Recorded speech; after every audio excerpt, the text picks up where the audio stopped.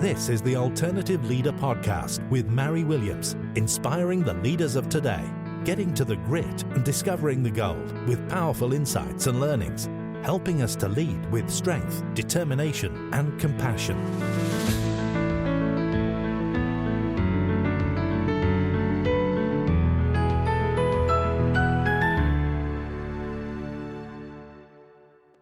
Hi, my name is Mary Williams and I'm the Mind Architect, and welcome to the Alternative Leader Podcast. My guest today is Tobi. Now, we've just been pronouncing this Fasipe. I've said it wrong already, haven't I? You tell me what it is. It's Tobi Fasipe. Fasipe. Do you know, I'm absolutely just awful. It's partly because I'm dyslexic. So, I'm not going to edit this out. I'm just going to leave it in because, go dyslexics, really. That's fine. But so I saw Tobi make a comment on a thread on LinkedIn about his childhood. And I just thought, that sounds like there's an amazing, interesting story there. And so I'm not going to introduce you kind of formally like I would normally, because I just want you to tell your story, which you've just been giving me a little bit of, and I was like, no, I want this in the podcast. So rather than do some big fancy introduction for you, I'm just going to get you to tell the story, because I think it's really quite fascinating, the different background that you've had. So Tobi, you start and tell kind of the listeners, where did you come from? Okay, so I come from Lagos, Nigeria. I'm born into a family of 4. So that's my mother, my father, myself, and my brother. Mm-hmm. However, my parents were born into larger families. So my father, my father's father, that's my paternal grandfather, had about 8 wives, and each of them had about 8 children. Right. It was a very wealthy farmer in a part of Nigeria called Ekiti State. But however, his wealth was just not enough to cover a family as large as that, right? It's so incredible. My father came from humble beginnings, humble background, had to struggle for himself to sponsor.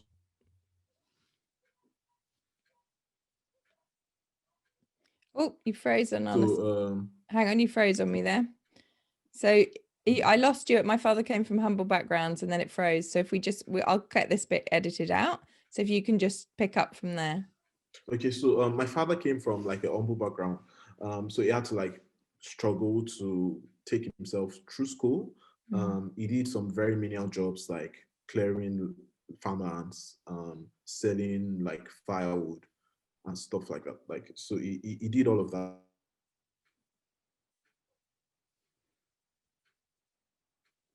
No, I've lost you again, Tobi.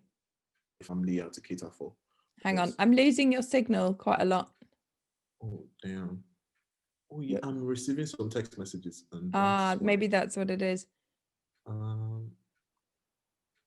So I'm using my mobile data because my Wi-Fi was okay, sketchy. That's fine. If we have to, I'll just get them to keep cutting it. So, but yeah, okay. That's another problem here in Nigeria, Well, maybe we just leave it in.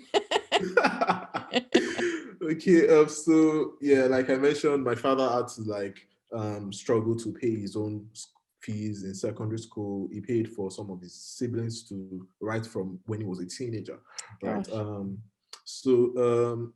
When he became early 20s, he moved down to Lagos. So Lagos is the commercial center in Nigeria. A lot of businesses, tech companies, and all of that are right here in Lagos, and that's how it has been since ever.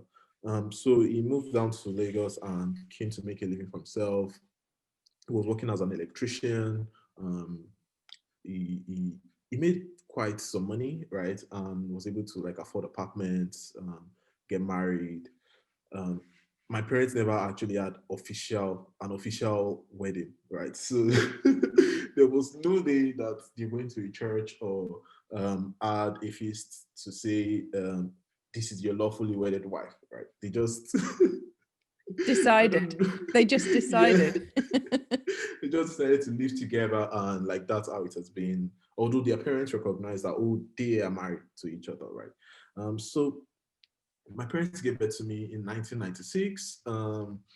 The exact day was the day Nigeria defeated Brazil at the Atlanta 96 Olympics. It was an amazing day here in Nigeria. My father keeps telling him about how there were parties on the streets, noise everywhere. Like, it was just amazing. Like, that's one of the proudest moments that we've had as Nigerians, right? Is he proud of you or proud of the football? So my father is a big football fan. So I would say maybe he was more proud of the football day than me. Proud of you the next day. You got the next day. Yeah, exactly. So I got the next day and every other day. Yeah. So after my birth, like, made my parents decide we want better. Like, we want better for ourselves and our children. So they decided that they were going to give me the best education they could afford. They took me to the best nursery school that was around.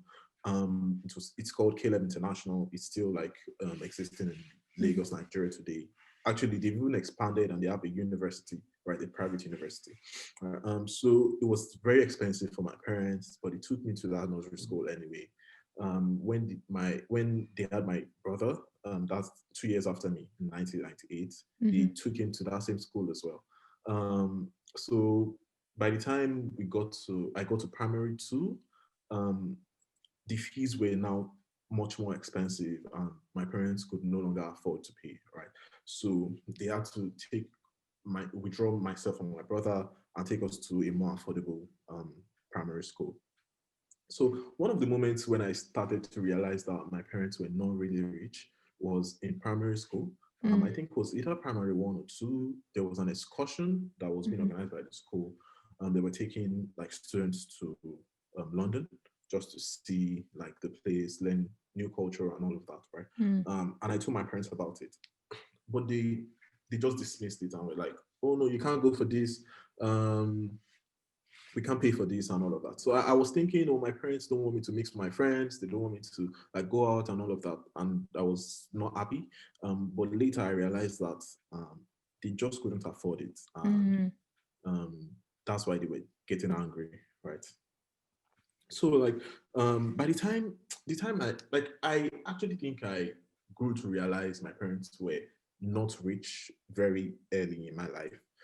I think when I was already like in primary 4 or 5, I was more aware of things that were happening around. I think I was maybe 6 or 7. And so like I could understand when my parents were actually saying, oh, they don't have money, right? And then I realized, oh, so money is actually a problem in this life. You can't just go and get all the candy in the shop without paying for it, right?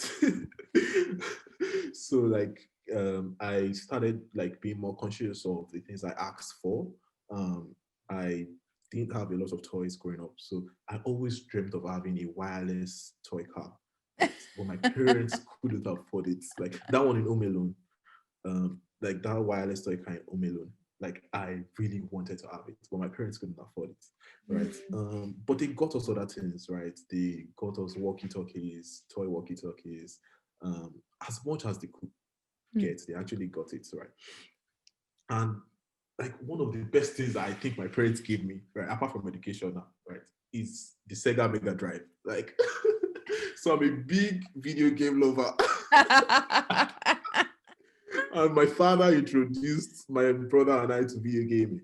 So I think we got our first Sega Mega Drive when I was maybe 10 or 12. My father got it one day, like we didn't even ask for it, and he just brought it. Like we didn't even know what it was, right? And then he plugged it into the TV, he started playing some games, and then we were like, oh wait, this is amazing. And then we just started playing, and that was how we fell in love with games. My father was like my first video game coach. Yeah. Don't worry, I got much better than him. I started whooping his ass, right? So we loved Mortal Kombat in the house. Like my father was always present in our lives, right? Like when I hear people or when I watch movies and they're like, oh, some parents are absent from the lives of their children, like it's quite weird to me because my father was always there, right? Even though he couldn't like give us everything we wanted, but he was always there. My mother was always there. My mother was like a rock in our lives. When we got to secondary school, obviously we were much older. I think I got in when I was 8 or 9. Um, like it was just a whole new level of realization. Secondary school was definitely more expensive than primary school, and then I could see that my parents were actually now struggling to actually pay our fees. Right, we would have to like cut down on food in the house so that they could pay fees. Like would maybe eat once or twice in a day, so they could pay our fees. Like it was becoming a difficult time. Yeah. My mother wasn't like working, so it's normal in Nigeria for people in the low class, for the father to just be the breadwinner of the family. Like he does all the work and bring all the money, and then the mother just stays on, take care of the children and house chores, right? So that was the kind of wife my mother was. But when we got into secondary school, she took a more active role. She began like to think about things she could do. She became very entrepreneurial. I remember that we were selling airtimes, like recharge cards. At a point in time, we were also running a phone call booth.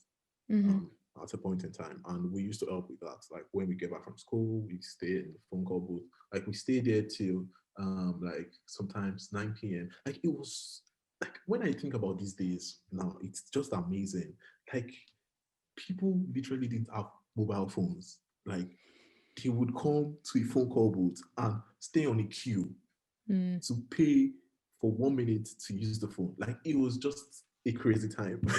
You when I know, think about it now. it's funny because I remember, I mean, as a child, I'm 47. So, I remember before mobile phones, and I remember, having to walk up to the top of the road to the phone box and just wait in the queue. And however long that person wanted to be on the phone, they were just on the phone. So you could be there for 2 hours.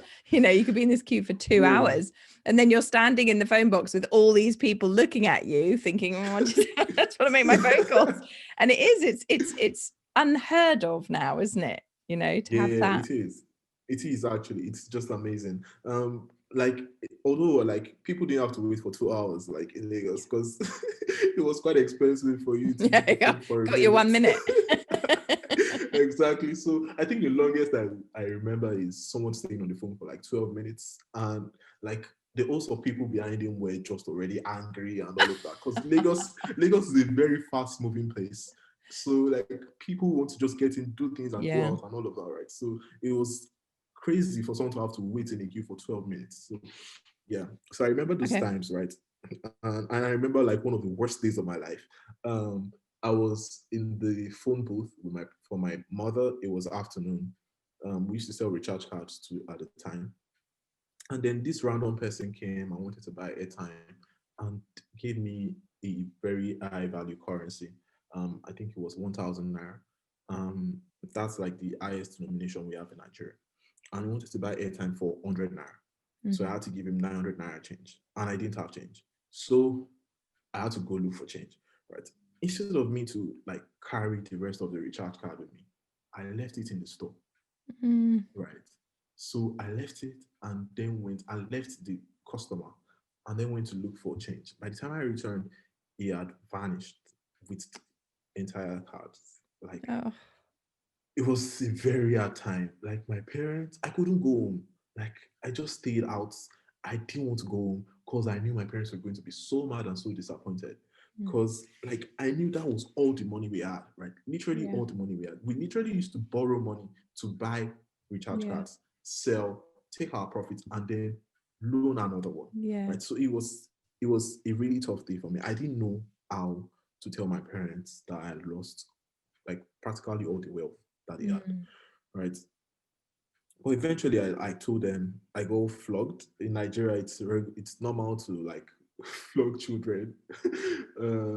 Like there are some Bible passages they even quote to like support that and stuff. But basically, sharp. It was like one of the toughest days I had. So like secondary school, paying fees was difficult for my parents. Um, I got chased out of school quite a number of times. I'll be sent home. I was always embarrassed, like very embarrassed. There was this yellow card that will be issued to you, like a receipt. It's color yellow. It's issued to you when you have fully paid your fees. Right? Right. I think I got the yellow card only twice throughout my stay in secondary school. And you are supposed to get your yellow card before you resume for the term, right? But it was crazy. I got it once before we resumed for the term. I got it once at the very end of the term. That was when my parents completed So payments. they would literally chase you out of school if you didn't have enough money. Yeah, they would chase you out of school because like it was just crazy for you not to be able to like pay your fees. The like how would the school pay the teachers and stuff like that. Like it was I used to be angry at the school, right? I used to think, can't you just see that these people are poor and they just can't pay, right? Like, can't you just see? Well, thinking about it now from a business perspective, like it's not sensible Just to business. just exactly right. So my father will come with me to school when I'm chased out of school and come to beg the principal or the proprietor or the bursar, right? These people were way younger than him, and he would literally be begging them. Right? So in Nigeria, respect is a big thing, right? So for older people, you don't even address them by their name, right? Except for tech companies now that are changing like a lot of things, right? But regularly, like you don't address older people by their name, right? So it was always hurting me to see my father begging someone that is younger than him, someone that he probably could even give birth to, right? And it was just a painful experience, right? Secondary school was really hard. And apart from that, you get into school and get mocked by your classmates because you haven't paid your fees. And they're always like, oh, the boxer is coming again. Are they about to chase Tobi out again? Like, it was a very tough time. It was difficult to keep friends because they were thinking, oh, you're not one of the cool guys. Like, if you haven't paid your fees, you're not one of the cool guys. So, like, we were quite isolated. Although I actually was still able to make friends. I had about like 4 friends from secondary school or 5, and I still am in touch with them today. But my brother had like he had it tougher, right?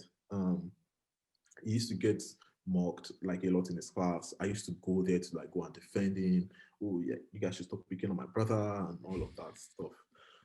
Yeah, it was just I don't know. Secondary school was really hard, right? But then my brother and I just kept focus. My brother was like actually my motivation at a point in time. He was always like top of his class or like second or something. Like his results were always amazing. He loved mathematics. He still loves mathematics, right? And like he scored amazing in the tests and examinations. Sorry. So like in secondary school, I also remember a time that like was a wake up call, and that was in 2008. So I didn't mention this earlier, but my parents had a son, another child in 2005, right? It it was amazing. It was like it looked like me, like it looked like me, right? And his name was Shemilore, right? He looked like a lot like me. Like it was just amazing to have a younger one in the house. In his first term in school, I think his nursery school, his first term was terrible. Like Shimluri was last in his class. It was just crazy. Like we didn't understand what happened, right? But the following term, he was one of the best. Like it was just amazing. So like he was a very fun person, always laughing. Was very generous even as a child. He would give me out of his food.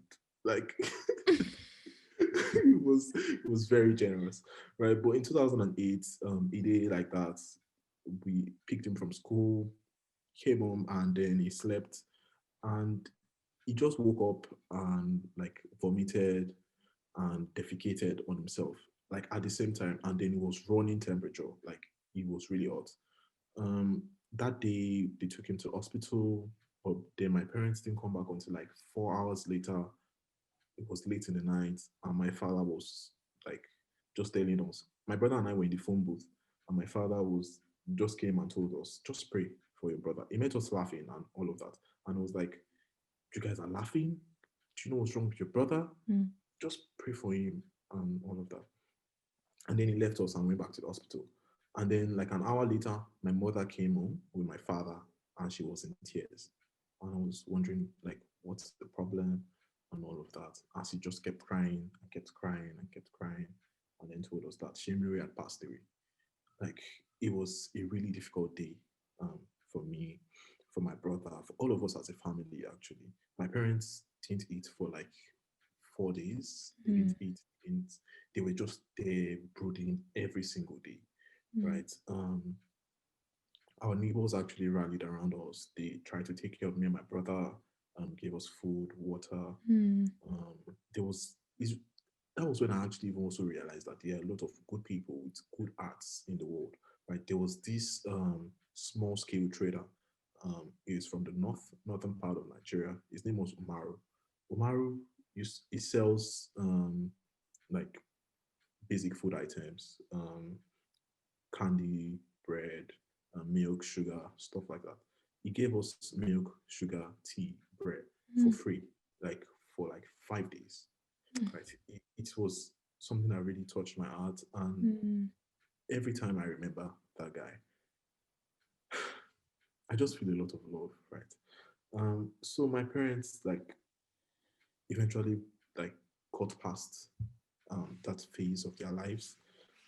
I didn't go to school for like a week or 2 weeks. Because, like I couldn't just handle it. And then when I decided to return to school, my brother and I were like, we just have to make our parents as happy as we can. Try to do the things that we can do to have them take their minds off what has happened. Right. So I studied hard to try to have a good result so they don't have any cause to sad, right? So that time I actually remember I did well in school. Um, when I even say I don't do well, it's not like I was terrible, right? I wasn't terrible. I was always having like 60%. I was like maybe top 15% in my class, right? Every time. But my brother was always top 1%, right? Yeah, so my parents were happy about that time. They they were just glad, right? And my mother was still continuing her entrepreneurial journey. So she, at that point in time, started making homemade yogurts and like basic, I've forgotten the word now. It skips my mind. But meat pie, donuts, and stuff like that, right? Okay. Pastries, right? So she was making yogurts and pastries. We used to sell it at the gate of a very affluent estate in Lagos here. So a lot of my classmates actually lived in that estate, right? So when my brother and I close from school, we run home immediately, like as fast as we can, to be able to get stuff and go to the estate gate and sell to the bike men. So then it was still legal for people to ride motorcycles as a public means of transportation in Lagos here. It was still legal then. And we'll go there to sell to those bike men and people riding tricycles, right? And while we will be selling, our classmates that were maybe playing in school after closing hours will then come and like see us at the estate gate. So each time we're selling, we're always like looking around to be sure that when they are coming, we just go there somewhere to hide, right? Because like the first time they saw us, when we got to school the next day, it became topic of discussion. They were making mockery of us. Right. Like it was just crazy. It was just Yeah. crazy. Like I remember some guys from secondary school that like really made mockery of myself and even my parents because the there was one that used to mention that my father had one single shirt. Um, because every time my father comes, he's probably wearing the same shirt, or like maybe had only like three different shirts that you've seen him in. But he's just going to mock him and say, "Oh, he has only one shirt. Like he wears only one shirt every time, right?" Because my father comes to school a lot, and it's because he's coming to beg, so Yeah. that he can let us stay in school, right? So all those experiences like made us try to like maintain focus and like do our best, right? So yeah, we finished secondary school, and it was time to get into university. I applied to the university from my state, that's Ekiti State University. I went there to do the exam, but then I was I fell victim of cultists, right? Cult members. They collected. So I went there with some of my friends from secondary school, like 2 or 3 of my friends. They also wrote like entrance examination to that university.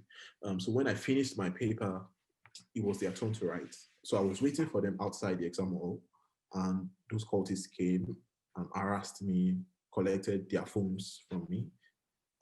They didn't collect my phone because my phone was just trash, right? Like Right. I didn't have a smartphone or anything, right? But my friends had smartphones, and I was keeping it for them because obviously they are from richer parents, right? Mm. So they took theirs and left my phone, and it was just crazy. Like, so my parents were like, "Oh no, you can't go to that school. Like, you were just there for the exam and see what happened. Like, no, you can't go to that school and all of that, right?" So I didn't go to that school. I had to wait 1 more year at home, and then wrote an entrance examination the following year, and then I got into the University of Lagos. So University of Lagos is like one of the top universities in Nigeria, right? It was a proud moment for me. Like I was really happy. My parents were, were, were so proud, like super proud. Like my son is in the University of Lagos. My son is like it was amazing. Like it was amazing because even the rich people like want to get their kids into University of Lagos, but like because it's very competitive, like people a lot only few people get in, right? So when I got into University of Lagos, like I was still feeling so proud of myself. That man, I'm so smart. Like I'm here, I'm this and that. And then my first semester in school, I wasn't as smart as I thought I was. I didn't. Always hard I to didn't. realize. Exactly, like it was a very tough time, right? So I registered for 9 courses that semester, right? And I attended classes for only 5. Mm. Like I didn't even know when the other classes were holding. Like that was the level of what will I say now? Like I was still in my feelings about the fact that I got into University of Lagos. Like I was still so proud of that. I forgot the actual reason why I was there. Right. And then I that think that's semester, true for a lot of people, actually. maybe, right? So yeah, that semester I got 3.0 over a scale of 5.0, right? And I was disappointed in myself, right? While I was in front of the like notice board. So we have these notice boards in Lagos, in like Nigerian universities. That's where they like stick the results, right? It wasn't going to be online yet. Right. So I was in front of the board looking at my results, and I was just shedding tears. And then my classmates, like 2 or 3 of them, saw me and they were like, "Why are you crying?" Like, and then they were consoling me. And we're like, 3.0 isn't that bad, right? And all of that. And one of them that was consoling me had 4.22, right? The other lady that was consoling me had 3.89. And I was like, "Look at your scores, for God's sake. Like, look at mine. What would you say I shouldn't cry?" And then the guy that had 4.2 told me that his name is Joseph. He told me that if I'm actually serious about wanting to turn around my results, that I should like come to his room when the next semester resumes. He's going to provide me with textbooks, um, like other materials, and he was willing to also explain topics I found difficult, right? And that was like really a good gesture, right? And then I took it. Like I took him up on that deal. The following semester, I was always in his room.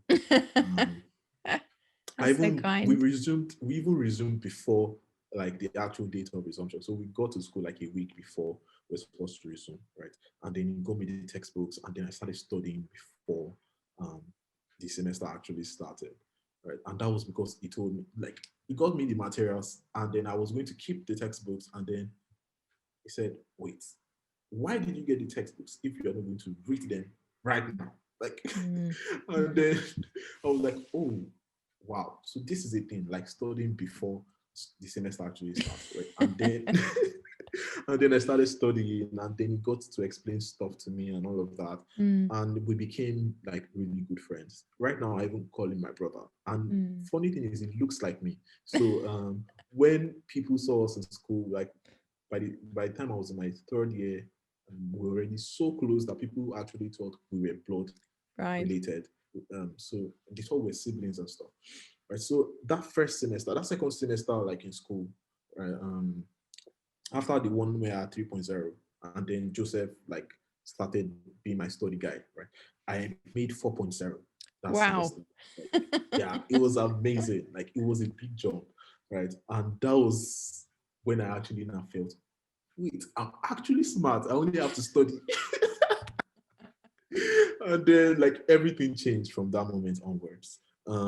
I started like scoring much better. I think since then the least I had was 3.7 Mm, one semester, right? The rest, there was even a semester I had 4.44, and that was the highest that the best student in my class had then, right? So wow. we literally scored the same thing. It was amazing. Like, man, and that particular student, his name is Emmanuel. He's now a student, a PhD student in Harvard University. Like, I'm just so super proud of him, right? So, Joseph became like my guide in school.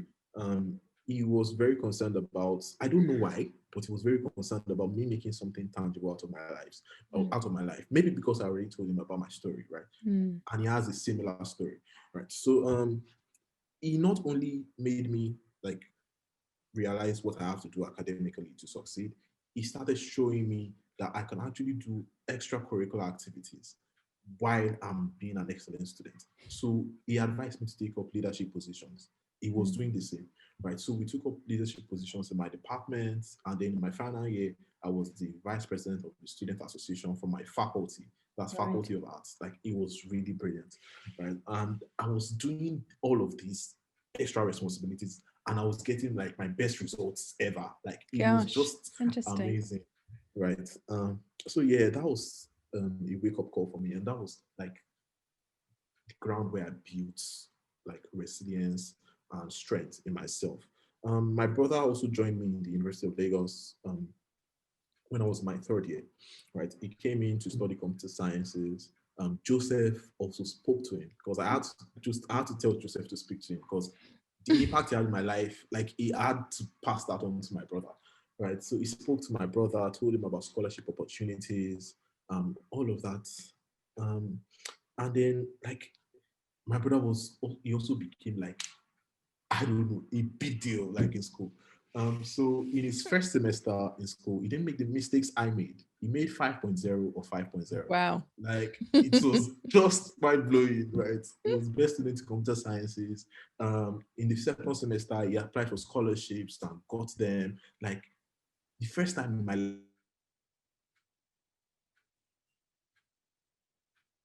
Oh, I've lost you again.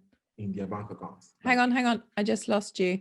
So you said for the first time in my life, and then it cut out. So do yeah, you for want? the first time in my Okay. life, yeah, I heard that someone had 150,000 naira in their bank account. And that was my brother. Like money he got from his scholarship. It was mind blowing. Like from from then onwards, like my parents didn't have to worry about sending him money, right? But they were still sending me money because I wasn't getting any scholarships, right?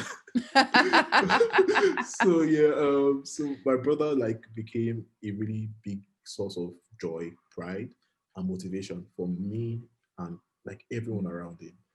He graduated as the best student from in his class, right?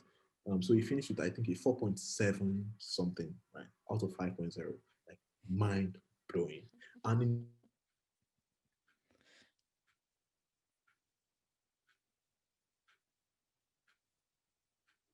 Oh, I've lost you again. There we go. So yeah, you said it was mind blowing, and then I lost you again. yeah, can you hear me now? Yes. So if you start from, if you can say it was mind blowing, and then I'll get them to cut it out and then continue. Yeah, so it was mind blowing that my brother like could achieve as much as that, right? He was best in his class. He was getting scholarships. It was just amazing, right? Mm. In his fourth year, he even got an internship with Goldman Sachs in London, right? Wow. It was the first time ever in the history of my family that somebody was traveling out of Nigeria. It was a big deal. My parents didn't believe it was real. Like my parents didn't believe it was real. They thought, are you getting scammed by somebody? Right. they were thinking a lot of things. At a point, they were asking, okay, how much are we going to pay, like, for him to be able to travel and all of that? Then we're like, no, it's covered by the company. Like, the company is covering everything, covering all the cost and stuff. But they were still like, wait, like, is this real? Is this real? My parents kept doubting until he got his visa. Like, when he got his visa, then my father was like, wait, okay, it seems this is real. Like, Wow. it seems this is real. Right. And then on the day he was traveling, my mother was shedding tears. She was shedding tears of joy. Right. It was, they told me that they didn't believe that something like this could happen. That Mm. our skills would be required by a company, a big, they didn't even think we could get into a big company in Nigeria, right? Not to now even imagine one of the biggest banks in the world. Like, my parents couldn't believe that, um, like, one of the top companies in the world would like seek to employ one of their children. Like, they still actually don't understand what Goldman Sachs is. They don't understand what my brother went to do at Goldman Sachs. Like, they don't know. They don't even understand what technology is, right? They don't even understand what I do at Paystack. They don't even understand what Paystack does. Like, they don't know. But they just know that we're doing great stuff, right? And then my brother, after his internship in Goldman, like, met a couple of brilliant people, people from um, a lot of people in London, Nigerians in London, and people from other nationalities as well. They made friends, and then heard about, like, he was just talking one random evening with his friends in Goldman, and told them, oh, his dream company is actually Google. He wants to work at Google. He loves what search like means to our lives, how it's assisted him in school, how like it helps a lot of people and stuff like that. And then one of them was like, oh, I actually know somebody that works like with Google in London, and he's a Nigerian. And we're like, oh, wait, really? Please link me up with the person. And then he got linked up with that person. And long story short, he got referred to Google by that person. He went through the interviews and he got in. Like, Wow. he currently works as a software engineer at Google, London office, but he still works in Nigeria because, coronavirus and all of that. Then it's just amazing. Like, it is just amazing how far we've been able to go with our lives, right? Paystack just got acquired by Stripe. Like, so like, I'm one of the It's Stripes. Like, incredible. it's just incredible, honestly. Like, when I look back and I think about our lives, like, those times we're selling yogurts, those times we're getting sent out of school, those times our parents were crying, like, to beg um, the principal and the bosses to let us stay in school. Like, nobody ever imagined that we could get to this point in our lives. Like, those people never believed that. Even my parents, like even me didn't believe. Like, it's just great. What I don't even know what to acknowledge this to.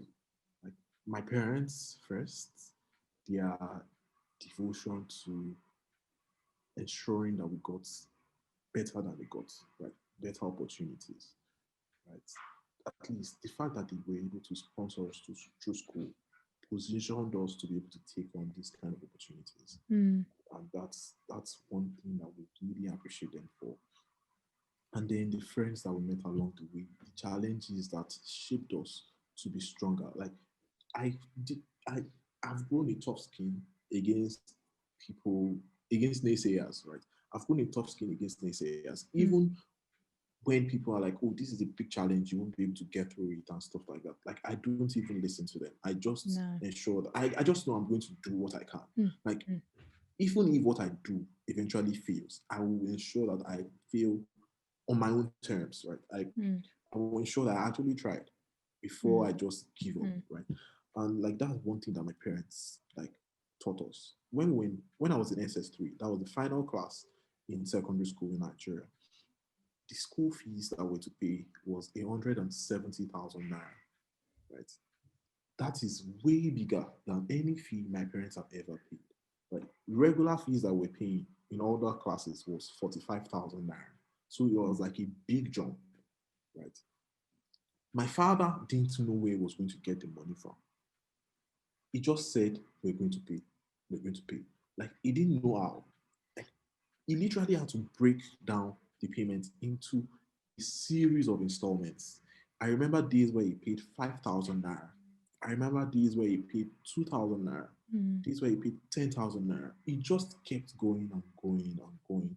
And my mother was always there to support. She was always there. See, there were even days I was my mother that gave me money to pay for some fee or some textbook, or like, my parents just kept going. And that is one thing that really motivates me. That is one attitude I've imbibed from them. We just keep going. My brother got rejected by Google like 3 different times before he got his referral. We just keep going, just keep going. It's something that is in our subconscious. And that's one thing that I would just want every other person to actually do. Like, no matter how many times you fall, just keep trying. It's lovely. I mean, you know, I always ask these 3 questions of the podcast, and my second question to you, as I said, would be, you know, what's your advice to somebody? And it sounds to me like that's the advice. Somebody going through a challenge right now, who's feeling that they can't see how they're going to achieve what they want, or they can't see the way out. Just keep going. Exactly. That's the advice. Like, if you keep going, there's a chance that you'd succeed. But if you don't, like, you're sure you're going to fail. So it's better to go for that small probability, even if it's 1%. Right? It's better to strive to get that than just to accept failure. And maybe to the university students, work hard in your first semester. Yes, please work hard in your first semester. Don't be overwhelmed by the freedom and all of that. Like, work hard, please. Like, and find a great friend. I mean, your friend Joseph sounds completely amazing. Yeah, he's an amazing person. Like, I refer him to a lot of people. Like, he is a brilliant person. Really, really brilliant. Like, he motivated me a lot in ways that he did not know. Like, it's the right model of like, live the way I'm actually living. Like, he wouldn't just tell you to do things he's not doing. He's doing those things he's asking you to do. So when he tells me, Tobi, study before this test, or study before this class, like, it's literally what I am seeing him do. Yeah. Right. And so, like, it makes me believe in more and believe in that thing more. Right. So that motivated me to do more of the things he referred to. So a great friend, very important. Very. It's an amazing story, Tobi. And I think, you know, I haven't interrupted you because I think the story itself, you know, didn't need interrupting. And you know, I'm really sorry about your brother. You know, that must have been really hard to go through. And he sounds like a beautiful, beautiful, lovely little boy with the way that you describe him. And you know, as a parent myself, you know, it sort of breaks my heart to hear that. It sounds like you just came through this amazing childhood, but you had some amazing role models. You know, your mother and your father and your brother and Joseph. You were surrounded by people who believed in you, and I think that's incredibly important. You know, and I'm sure that you yourself are a role model to other people around you, even if you're not aware that you are. I'm actually trying to actively encourage people. So one experience I didn't talk about was so in Nigeria, after you graduate university, there's a year of mandatory service to the country, right? So you are deployed to a different state from somewhere you've never been to, right? So I was deployed to a state in Nigeria called Oyo State. I was deployed to be a teacher in one of the rural secondary schools. And while I was there, the level of education was like abysmal, right? But then I found one student that was a light in the midst of entire darkness, right? He had the same drive, like the same motivation to make something good out of his life, right? And he also had the same challenges I had. Like, his parents are farmers and they didn't have the resources to send him to school. In fact, they didn't even think it's necessary to send one to school. So he was sponsoring himself through secondary school. And I knew he was smart enough to make it in university. right? And so I took it upon myself to ensure that he actually goes to university. Oh, that's So lovely. I, with the help of some friends from work, I raised funds for him to be able to go to university. So right now, he's a first year student in a Wow. university in Nigeria. That's incredible, And Toby. like he's an amazing person. Like he's super amazing. I'm very, very, very excited about his future. That's incredible. It was such an incredible story. And I think, it warms my heart, because one of the things I want this podcast to spread is, that actually little things help one person. Go help one person, that's just needs a little helping hand. And I think, I was talking to somebody, I'd given them a session, and it was a young girl, and she didn't need any more sessions, and her mum said, but I didn't pay you for that session. And I said, that's fine, somebody will come near you that needs your help. And she said, oh, that's really funny, actually, because I've just given lots of free business advice to someone else. And I really believe in that pay it forward. I really, Yeah. really believe in that pay it forward. And I certainly, for me, a lot of what I do is based on my childhood, which, very, very different to yours. It was difficult. And, a lot of what I do is based on helping people through their stuff. And I always say, reach out to others, because it can be even just a 5-minute conversation with someone can change their life. Yeah. But like you say, putting someone through university generationally changes their family. So it's incredible. I mean, we need to draw to a close, just because I've sort of had you for so long now this morning. But before I go, I mean, I wanted to say thank you for sharing your story with me, because you didn't know me, and you put your faith in kind of speaking to me. And I've really valued listening to you, let alone sort of, I know that listeners will, and it's really something I know is going to stay in my mind, in the way that I am in my life. So I wanted to say thank you. I think I should be thanking you, Mary, like for having me and for like having me share this story. Because my belief is that like this story getting to more people is going to help some people in some way, right? Even if it's a tiny bit, like it's going to help some people in some way. And I'm I glad to think do that. it's brilliant, and I think you should consider writing a book. That's what I think. I think you should write a book with your story, and you should, look at the lessons that you've learned and how you pass them on. And I think that would be a book that would give huge value to a lot of people. So that's what I Yeah, think. You should think about writing a I book. would. But I'm going to stop us. I think we could talk all day, but I have one more question for you. Well, two more Okay. questions, actually. So my first question is, when you think back across your whole life, were there any books or films or pieces of music that really resonate for you, or just things that you just remember from that time? So hmm, for music, I think there's one music that just resonates with me, right? And that's "I Won't Give Up" by Jason Mraz, Mm. right? So he sings. I'm a terrible singer, right? But it sounds like "I won't give up on us." Yeah, so Mm. it's actually a love song, right? But Yes, like the translation I have for it is "not giving up on my family, not giving up on myself, that's not beautiful. giving up on my friends." Exactly. So yeah, so That's that really song like beautiful. resonates with me, and That's that's lovely. Okay, and my second question is, if you were standing in front of the world leaders today, what would you say to them? if I was standing in front of the world leaders, I'm going to say, please, please, and please help African youths. Like Mm. help African youths.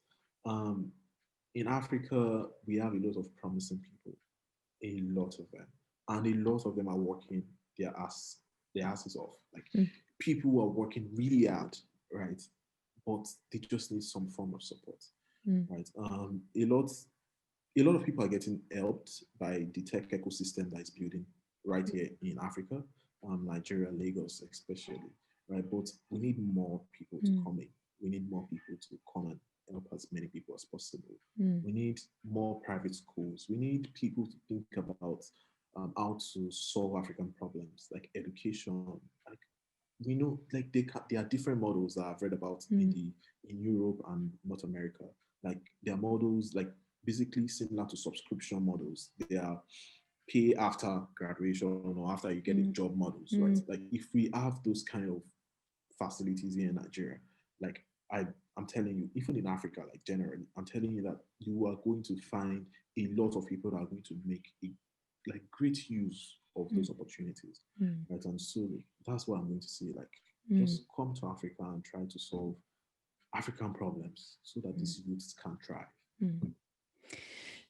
Yeah, it's absolutely brilliant message and so true. And I read something the other day that was saying that they hope that the fact that coronavirus had hit the entire world, actually showed people that we are a world. You know, we're not different countries, we're not, you know, we're not different nationalities. Actually, we're just humans, and we all live on the same planet. And you know, the coronavirus isn't choosy who it hits.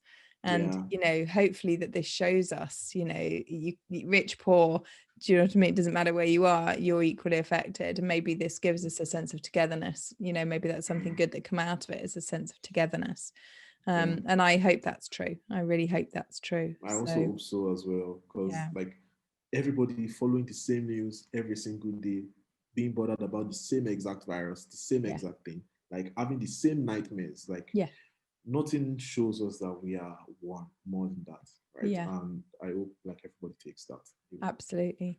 Tobi, thank you so much for talking to me. I really, really appreciate it, and I've really enjoyed it. And I'm going to follow your story, because I think it will go onwards and upwards. Thank you very much, Mary. Like, I'm so glad to be here, right? I'm so glad. Thank you. Thank you very much. Thank you very much. Hi, I'm Mary Williams, as you know, and thank you so much for listening to the Alternative Leader podcast. I search for guests to bring you lessons and learnings that can help move you forward in your life, help you achieve the success that you want to, in whatever way that shows up for you, to help you lead powerfully, whether that's in your own life, as your parenting, your personal, or your professional, and make you the best that you can be. If you've enjoyed the show, please rate and review it, and please share it with as many people as you think also want to move forward and gain success in their lives. If you want to find out more about me, go over to my website, which is www.mary-williams.com. That's www.mary, which is MARI-Williams.com, and you'll find links to all of my social media profiles there. There's also a Facebook community that you can join, and again, all the links will be on the website too. I hope you have an absolutely fantastic day, and thank you so much for listening.